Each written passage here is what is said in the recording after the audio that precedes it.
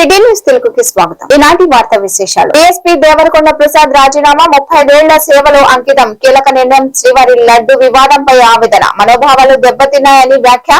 Nellore PS లో ఫిర్యాదుకు స్పందన లేదని ఆరోపణ. సీఎంపై కేసు కోరినా చర్యలు లేవని విమర్శ. గవర్నర్ అవకాశం లెక్క హైకోర్టు ఆశ్రమం. పవన్ కళ్యాణ్, నారా లోకేష్ లపై ఫిర్యాదు. సోషల్ మీడియా వ్యాఖ్యలపై 100 మందిపై కంప్లైంట్. ఆదివాసీ సంస్కృతి పరిరక్షణకు కమిటీ డిమాండ్.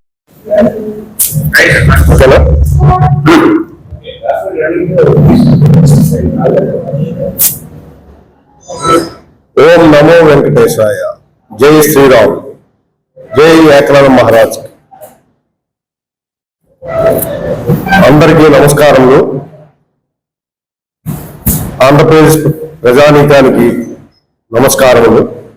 పత్రికా మిత్రులందరికీ నమస్కారములు. ఈరోజు ఈ ప్రెస్ కాన్ఫరెన్స్ పెట్టడానికి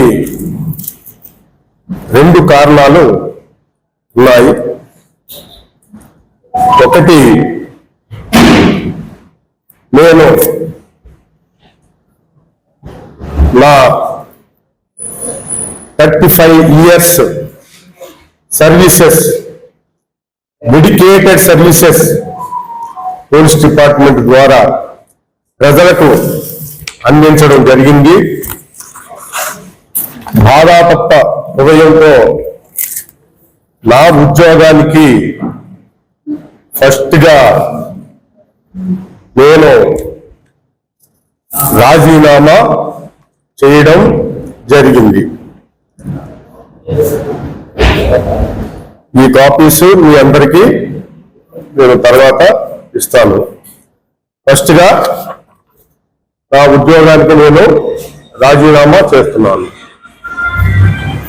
దీనికి 2 కారణాలు ఉన్నాయి. ఒకటి,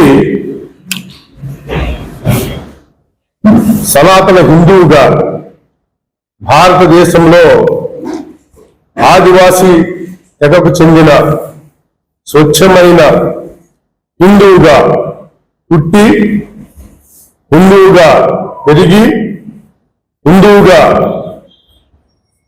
ఈ స్థాయికి వచ్చి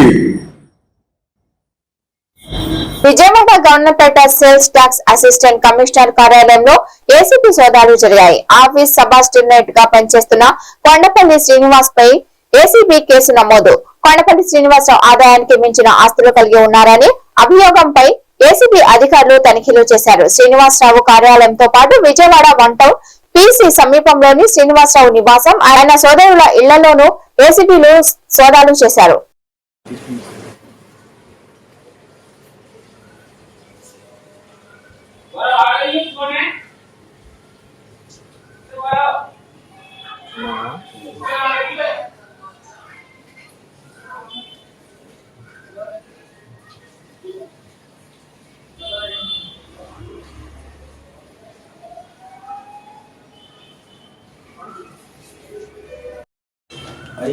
పైన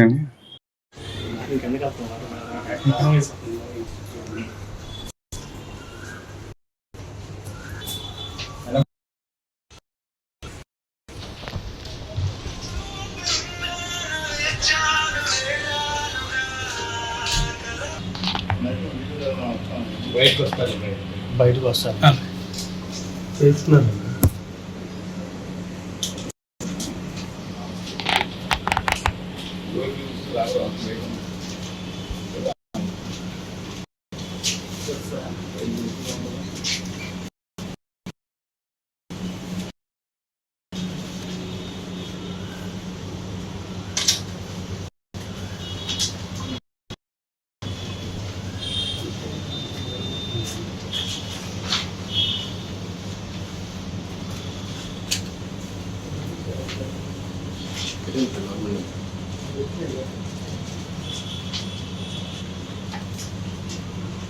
మరి లాస్ట్ టైం మన అది ఇచ్చామండి, అప్పుడు అది ఇన్ఫర్మేషన్ రెస్ట్రిక్షన్ ఉంది, అందులో రాలేదు. అప్పుడు రాగా తర్వాత సబ్సిక్వెంట్గా వేరే చేసాం. అప్పుడు ఇవ్వలేదు, అది వెంటనే జరగలేదు కదా సార్. 4-6 రోజుల తర్వాత చూసాం. ల్యాబ్ ఒక ప్రశ్న కూడా ఇచ్చింది ఉన్నాను ప్రశ్న స్టాఫ్ మెసేజా? మెసేజ్ మామూలు మెసేజ్ కాదండి. యుద్ధాలు టారిఫ్ల ప్రభావంతో నష్టాల్లో ఉండి 30,000 ఎకరాల్లో ఆక్వా సాగు ఆందోళనగా ఉన్న సమయంలో దశాబ్దం తర్వాత ఏప్రిల్ నెలలో నీరు అందించడమే కాకుండా అనేక సమస్యల పరిష్కరించిన స్థానిక ఎమ్మెల్యే వెనగండ్ల రాముకు ఆక్వా రైతులు కృతజ్ఞతలు తెలియజేశారు. రైతులను ఉద్దేశించి ఎమ్మెల్యే మాట్లాడుతూ గుడివాడ నియోజకవర్గంలో 49% ఆదాయం అందిస్తున్న ఆక్వా రంగం కష్టాల్లో ఉంటే చూస్తూ ఊరుకోనని, అన్ని సమస్యలు పరిష్కరిస్తానని, ముఖ్యంగా ఆక్వా డిజిటలైజేషన్ ప్రాజెక్ట్ లో ప్రతి రైతు నమోదు చేసుకోవాలని, ఇప్పటి వరకు 65% మాత్రమే రిజిస్ట్రేషన్ జరగడం అసంతృప్తికి గురిచేసిందని అన్నారు. రిజిస్ట్రేషన్ జరిగితే మన హక్కులను, సబ్సిడీలను గట్టిగా అడగవచ్చని అన్నారు. నాణ్యత పరిరక్షణ చేయించుకొని నష్టాలు రాకుండా చూసుకోవాలని అన్నారు. ఈ కార్యక్రమంలో DC chairman Yalagadda Ravi, fisheries శాఖ డిడి ఉషా కిరణ్, ఏడీ, ఎఫ్డిఓ, నందివాడ మండల ఆక్వా సంఘం పెద్దలు పెద్ద సంఖ్యలో రైతాంగం పాల్గొన్నారు. చేపల రైతులు వాళ్ళకు కూడా హక్కు ఉందనేది ఆయన స్పష్టంగా ఎస్సీ గారికి దాంట్లో నేను కూడా భాగం ఎమ్మెల్యే గారు క్లియర్ గా చెప్పారు. దాంతో ఎటువంటి ఇది లేదు. ఇదివరకు దొంగతనంగా తోడుకోవాలి, ఇప్పుడు హక్కుగా ఎమ్మెల్యే గారు వచ్చినాక ఒక హక్కుగా తోడుకున్నాం. దానికి మాత్రం అప్రిషియేట్ చేయాల్సింది ఎమ్మెల్యే గారికి. దాని మీద వారికి ఈ సమావేశానికి హాజరైన రైతులందరికీ నమస్కారం అండి. ప్రధానంగా నందివాడ మండలంలో ఉన్న 29,000 ఎకరాల్లో దాదాపు చాలా వరకు అయింది. అయితే ఇంకా 9,000 ఎకరాలు పెండింగ్ ఉందండి.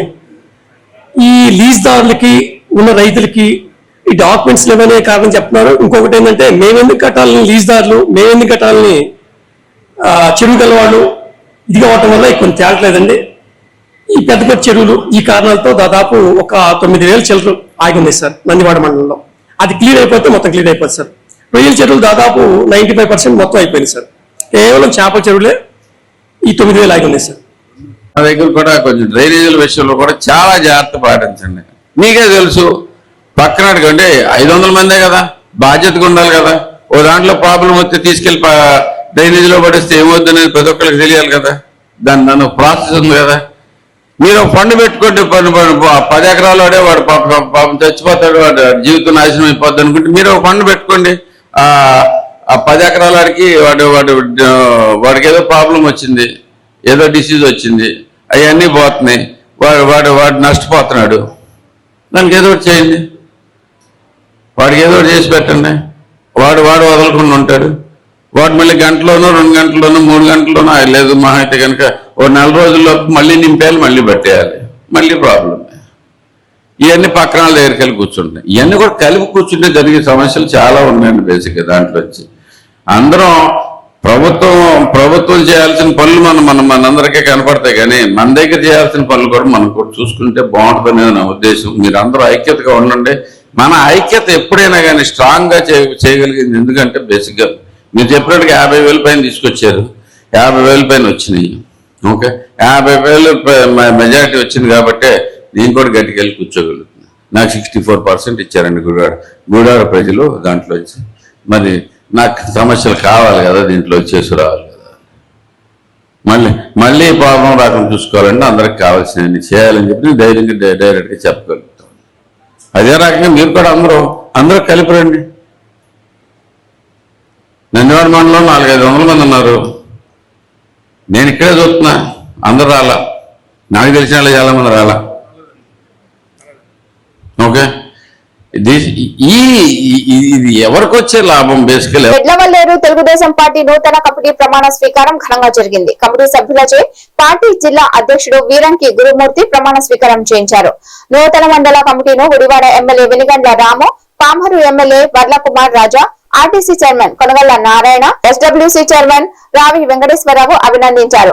ఎమ్మెల్యేలు రాము మాట్లాడుతూ కార్యకర్తల కష్టం, నిబద్ధత పార్టీకి పునాదని, నూతన కమిటీ ఆ స్ఫూర్తిని కొనసాగిస్తూ పార్టీని మరింత బలోపేతం చేయాలని, టీడీపీ అంటేనే కార్యకర్తల పార్టీ అని, కార్యకర్తల కృషి వల్లే ఈ రోజు మనం అధికారంలో ఉన్నామని అన్నారు. చంద్రబాబు నాయుడు రాష్ట్ర అభివృద్ధికి, పేదల సంక్షేమానికి చేసిన కృషి చరిత్రలో నిలిచిపోతుందని అన్నారు. నూతన అధ్యక్షుడు వెంకట్రావు, ఉపాధ్యక్షుడు పెన్నేరు రమేష్, తదితరులు పూలమాలలు శాలువాలతో ఘనంగా సత్కరించారు. Thank you very much. And నిజంగా వెరీ ప్రౌడ్. మీరు వచ్చిన ఏ వేదికైనా కానీ మిగతా వాళ్ళందరూ తెల్లబోతాం మీ మాటలు. వెరీ ప్రౌడ్ అండి. నాన్నగారు ఎట్లయితే ఎంత పవర్ఫుల్ గా మాట్లాడతారో ఆయన పోటీగా తయారయ్యారు. మీ ఇద్దరికి ఒకసారి డిబేట్ పెట్టాలనేది నా కోరిక. డిబేట్ పెట్టి నేనైతే కనుక వెళ్ళి ఒకసారి ఆయనతోనే ఛాలెంజ్ చేసి వద్దాం అనుకుంటున్నామా, మా వాటితో మీరు పోటీ పడతారా అని. థ్యాంక్ యూ అండి. Thank you. ధన్యవాదాలన్నా. గుడ్లవల్లేరు మండల కార్యకర్తల గురించి కూడా చాలా విపులంగా పెట్టడం వల్ల దానివల్ల ఆగితే మరి ఎమ్మెల్యే గారు అలాగే నియోజకవర్గ పరిశ్రమ బాబు చౌదరి గారు అవసరం. మరి ఈ మండలాన్ని మాకు కేటాయించండి బాబు చౌదరికి ఏందని చెప్పేసి లోకేష్ గారిని కూడా ప్రత్యేకంగా అడగడం జరిగింది. అయినా కూడా ఆ టెక్నికల్ ఇష్యూ క్లియర్ కాకపోవడంతో మరి బాబు చౌదరి గారు కూడా దయచేసి అందరూ కూడా ప్రమాణ స్వీకార కార్యక్రమం ప్రారంభమవుతుంది. మీరు ముందుగా మీ పేరు నేను చెప్తాం, ఎవరి పేరు వాళ్ళు చెప్పండి. నేను అంటాను, మీరు పేరు చెప్పండి. అక్కడి నుంచి చెప్పేదంతా కూడా కరెక్ట్గా చెప్పండి.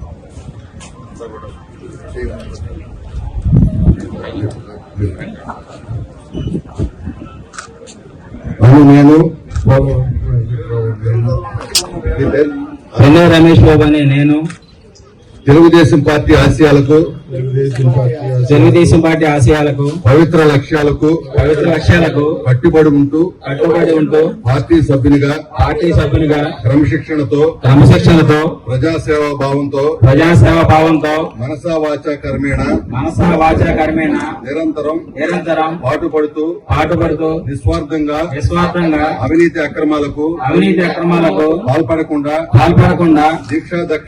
దీక్షాదక్షలతో అంకిత భావంతో తెలుగుదేశం ప్రతిష్టతను ప్రతిపత్తిని పరిరక్షించేందుకు ఎల్లప్పుడూ కృషి చేస్తూ పార్టీ మరియు ప్రజలు నాపై ఉంచిన విశ్వాసాన్ని వమ్ము చేయకుండా నిత్య చైతన్యంతో పార్టీకి ఉజ్వల భవిష్యత్తు కల్పించేందుకై